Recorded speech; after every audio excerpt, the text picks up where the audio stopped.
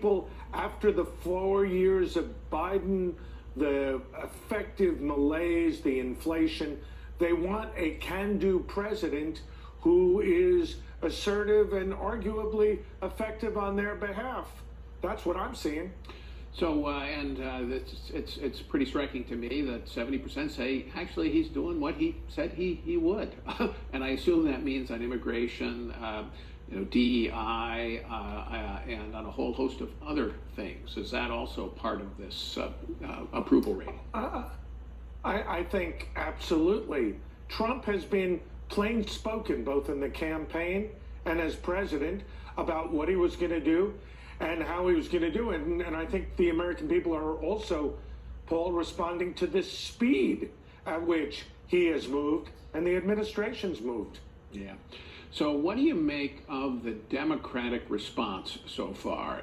It seems all over the map in some sense. There's not a clear message, but there is a lot of squawking about the Department of Government efficiency in particular. How effective are the Democrats? Paul, I wish I could tell you they were efficient. They're not. They are not effective. Their messaging, as you correctly point out, is all over the place. I thought you had a piece the other day, Matthew Hennessy, saying the Democrats should agree where they can with the president. It's undeniable the government is bloated. There's too much spending, too many employees.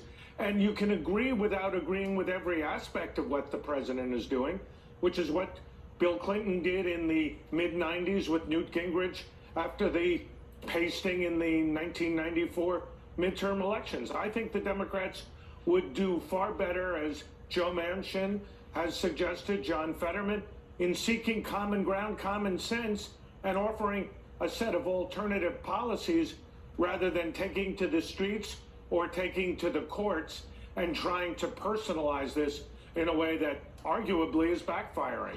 So where would you recommend, what policies would you recommend Democrats work with Trump? I mean, are you talking about immigration? You mentioned the government efficiency, and I assume they should, Sure. You could say, we're for government efficiency just like the president, and then say, but we want to preserve these programs, something like that.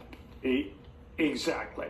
I think you want to emphasize programs to preserve. A key issue that the Democrats have not spoken about, to the best of my knowledge, is inflation, the cost of living. Trump said he would do something about it. The Democrats have said very, very little. I think this needs to be a programmatic differentiation, agreement where possible, disagreement where necessary, to preserve key programs and to address key problems like the economy, all the while agreeing on issues like immigration, as you say, where there's broad consensus that the southern border has to be closed and immigrants who are here illegally have to be deported.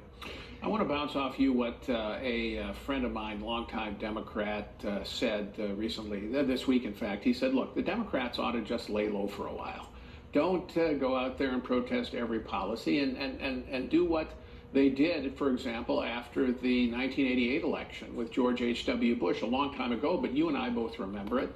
And they didn't protest everything George H.W. Bush did every day, but they waited for the administration to make a mistake and then capitalize on it. And of course, Bill Clinton won in 1992.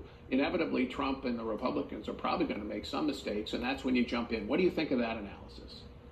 I certainly agree with that.